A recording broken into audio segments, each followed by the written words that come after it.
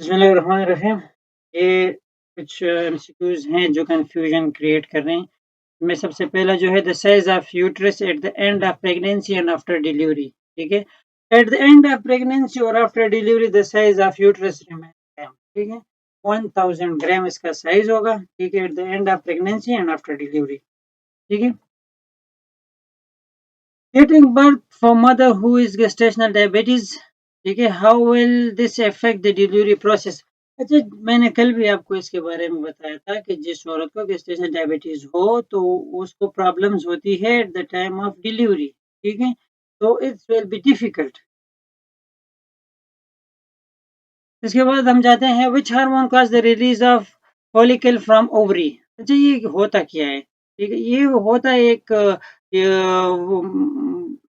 Threads like structures होती हैं जो हार्मोन सिक्रीट करती है और ये मेंसेस साइकिल की स्टेजेस को इन्फ्लुएंस करती है, ठीक है। तो यहाँ पे फॉलिकल ओवरी से कौन सा हार्मोन सिक्रीट करता है? वो है एफएसएच, ठीक है, एफएसएच हार्मोन। के बाद हम जाते हैं which of the following of maternal age and other factor that affect negatively on labour and cause severe complication.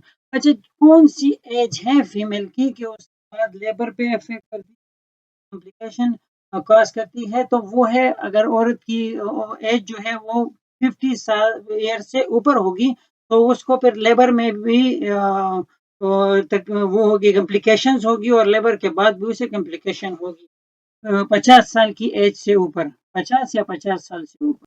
अच्छा, ये एक और एमसीक्यूज है कि एक औरत आई एब्डोमिनल पेन के साथ, उसे वेजाइनल ब्लीडिंग थी, अल्ट्रासाउंड के बाद डिटेक्ट हुआ कि उसे 10 वीक की प्रेगनेंसी है, ठीक है, और उसे एनेक्सल टेंडरनेस है, तो मोस्ट लाइकली क्या हो सकता है? तो मोस्ट लाइकली एटॉपिक प्रेगनेंसी हो सकती है, ठीक है।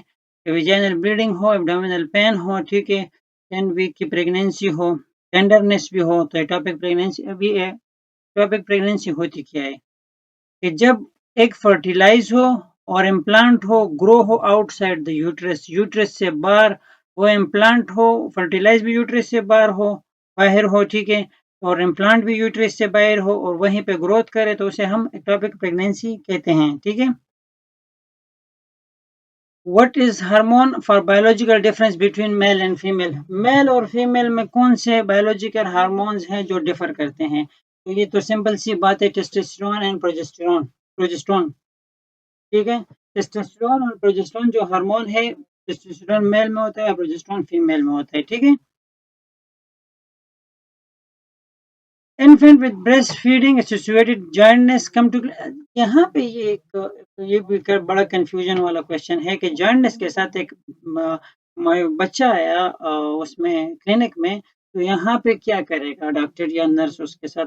सबसे पहले उसे फोटोथेरेपी, वो डिपेंड करता है चाइल्ड की एज पे और उसकी कंडीशन पे, वो कौन सी कंडीशन में फोटोथेरेपी और ब्रेस्ट फीडिंग को एनकरेज करेगी, ठीक है। वो फोटोथेरेपी दे देगी उसे और ब्रेस्ट फीडिंग भी करवाएगी। ये कौन सा हफ्ता होता है जिसमें लंग्स मेच्योर होते हैं? कि ड्यूरिंग प्रेगनेंसी कौन से हफ्ते के बाद लंग्स मेच्योर होते हैं? तो 28 वीक्स के बाद लंग्स मेच्योरेशन की तरफ जाते हैं। Preeclampsia suspect patient is present in ER. What level of triage? Preeclampsia patient जो है वो सस्पेक्टेड पेशेंट है, वो ईआर में मौजूद है, तो ये ट्रायज का कौन सा लेवल है? तो ये इमरजेंसी लेवल है। Preeclampsia जो है वो सीरियस मेडिकल कंडीशन है that can happen in later part of pregnancy. इसमें क्या होता है कि हाई ब्लड प्रेशर, ठीक है, और high amount of protein in urine. इसमें हाई ब्लड प्रेशर होता है और हाई, तो जाहिर सी बात है कि जब ब्लड प्रेशर हाई होगा और यूरिन में प्रोटीन की मिकदार ज्यादा सिक्रीट होगी तो ये इमरजेंसी केस ही है। आप देख सकते हैं, तो जहाँ पे भी ब्लिस्किमशिया सस्पेक्टेड पेशेंट है, ठीक है, और आपसे पूछा जाए कि ये कौन सा लेवल है ट्राइएज का, तो आप सीधा से भाई ये तो इमरजेंसी लेवल है। Complication DVT, deep vein thrombosis. Deep vein thrombosis मैंने कल आपको बड़ी तफसील से बता दिया था, तो ये परमानेंट एम्बोलिज्म, ठीक है। एक होता है थ्रोम्बोलिज्म और एक होता है एम्बोलिज्म, थ्रम्बस और एम्बुलस, ठीक है। तो ये परमानेंट एम्बोलिज्म में आता है deep vein thrombosis. A postpartum patient was in labor for 30 hours and had ruptured membrane for 24 hours. For which of the following?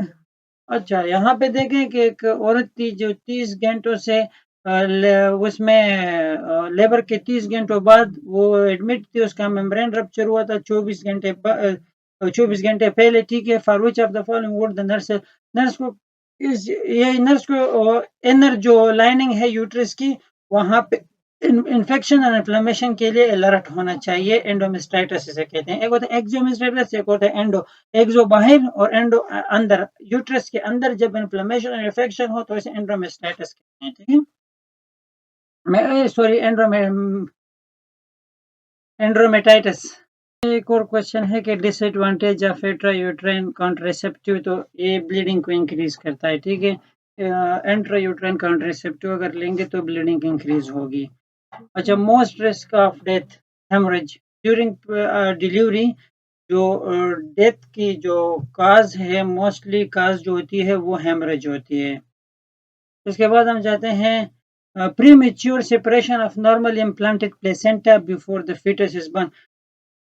अभी फीटस जो है उसकी डिलीवरी नहीं हुई, लेकिन जो सेपरेशन है प्लेसेंटा की यूट्रस से वो हो गई है, तो इसको हम क्या कहते हैं? इसको हम एब्रेप्टिव प्लेसेंटा कहते हैं, एब्रेप्टिव प्लेसेंटा, ठीक है। जब वो यूट्रस की वॉल से प्लेसेंटा जो है वो अलग हो जाए, ठीक है, और बिफोर द फीटस बर्न, इसे हम एब्रेप्टिव प्लेसेंटा कहेंगे। इसके बाद हम जाते हैं the process that sperm starting penetrate the ovum. तो अच्छा, ये फ्यूजन प्रोसेस है, सिंपल बता देता हूँ आपको कि जब ओवम और ओवम और स्पर्म जो है वो स्पर्म पेनिट्रेट कर जाए ओवम में और ये फ्यूजन एक दूसरे के साथ कर दे, तो इसे हम फ्यूजन प्रोसेस कहेंगे। इसके बाद हम जाते हैं which option help the mother in the taking, which option help the mother in the taking in stage late. अच्छा जी, अभी क्या होगा? अभी ये होगा कि ये एक ऐसा स्टेज है जिसमें डिलीवरी हो रही हो, ठीक है। तो उस वक़्त आप मदर से कैसी कैसे बात करेंगे?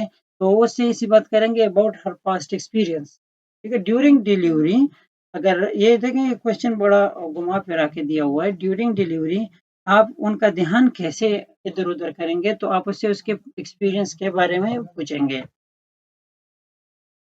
अच्छा, यहाँ पे ये कोर एमसीक्यूज़ है कि नर्स जो है वो औरतों से डिस्कस कर रही थी about the breast self examination, ठीक है। तो उसको कैसे पता चलेगा कि इन्हें फर्दर एजुकेशन की ज़रूरत है? अगर उनमें से किसी ने भी कहा कि जो ब्रेस्ट सेल्फ एग्जामिनेशन है वो 20 एज के बाद हमें शुरू करनी चाहिए, तो आप फिर से दोबारा शुरू कर सकते हैं फिर। नॉर्मल वेट गेन, अच्छा प्रेगनेंसी के दौरान उमूमन देखा गया है कि औरतों का वज़न जो है बढ़ जाता है। तो बीएमआई अगर 19 हो, बॉडी मास इंडेक्स 19 हो, तो उसमें कितना वज़न बढ़ेगा? तो 11.5 से लेके 16 केजी तक वज़न बढ़ सकता है इसमें। अच्छा, यहाँ पे multipara postpartum woman was experiencing haemorrhage, which of the following complication most common for her? अच्छा, ये हेमरेज में कल मैंने भी आपको बता दिया था कि वीडियो में कि यार जब भी हेमरेज होगी तो वहाँ पे इन्फेक्शन का चांसेस बहुत ज़्यादा है। तो पोस्टपेरिटम वुमन वाज़ एक्सपीरियंसिंग हेमरेज, यहाँ पे कौन सी कंडीशन होगी, कौन सा मसला पैदा हो सकता है? तो वो इन्फेक्शन हो सकता है, ठीक है। Which of the following drugs contraindication during pregnancy? तो प्रेगनेंसी के दौरान कॉन्ट्राइंडिकेशन जो ड्रग्स हैं वो स्टेरॉइड है। आप प्रेगनेंसी के दौरान स्टेरॉइड के भी नहीं रहेंगे, वो बोथ मदर एंड फीटस दोनों के लिए वो कॉन्ट्राइंडिकेटेड है। Pregnant women with cervical dilatation 6 cm and effacement 100% which is state of, जब 6 cm तक उसकी सर्वाइकल डायलेशन हो गई है तो ये जहन में रख लें, 6 7 हो 7 हो 8 हो जितनी हो, आप जहन में रख लें कि भाई ये एक्टिव फेज है, अभी डिलीवरी होने वाली है। What is the common complication of varicose vein? Varicose vein की जो कॉमन कॉम्प्लिकेशन है वो क्या है? वेरिकोज वेन मैंने आपको पिछली वीडियो में बड़ी तफसील से समझा दिया है। तो इसको वेरिकोज अल्सर हो सकता है वेरिकोज वेन वाले पेशेंट को, ये इसकी कॉम्प्लिकेशंस में आती है। Nurse is assigned to antenatal clinic to give health education to the group of pregnant women under danger sign in pregnancy. Which of the following would the nurse instruct the woman to immediately come to? अच्छा, यहाँ पे ये जो है वो एक nurse को sign किया गया। आप इन औरतों को ये ड्यूरिंग प्रेगनेंसी जितने भी हैजार्ड्स हैं उनके बारे में समझाए तो नर्स उन्हें क्या कहेगी कि अगर आपको ये साइन शो हो जाए तो आपको इमीडिएटली जो है वो हॉस्पिटल आना चाहिए। अगर वेजाइनल ब्लीडिंग स्टार्ट हो, ठीक है, तो फिर उनको सीधा इमरजेंसी में हॉस्पिटल पहुंचना चाहिए इमीडिएटली, ठीक है। The community health nurse is given instruction to post-period mother about oral contraceptive pill.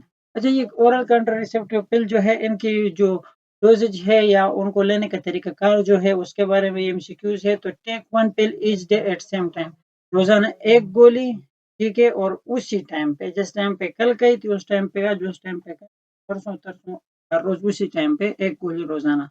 Oral contraceptive की बात हो रही है। What is the sign of positive pregnancy confirmation? Positive pregnancy confirmation के साइन क्या है? तो foetal heart rate by Doppler, ठीक है। फीटल हार्ट रेट जो है वो पॉजिटिव प्रेगनेंसी कंफर्मेशन है। तो ये भी अपने ध्यान में रख ले कि जब भी आपको पॉजिटिव प्रेगनेंसी कंफर्मेशन के साइन की जरूरत पड़े तो वहां पे आप foetal heart rate by Doppler ही करेंगे। Women with ectopic pregnancy most confirm sign, अभी मैंने आपको बता दिया कि इसके साइन और सिम्टम्स क्या होंगे। तो वो एब्डोमिनल पेन होगा, ठीक है, एब्डोमिनल पेन होगा बहुत शदीद किस्म का, तो वो एटोपिक प्रेगनेंसी में आ सकता है।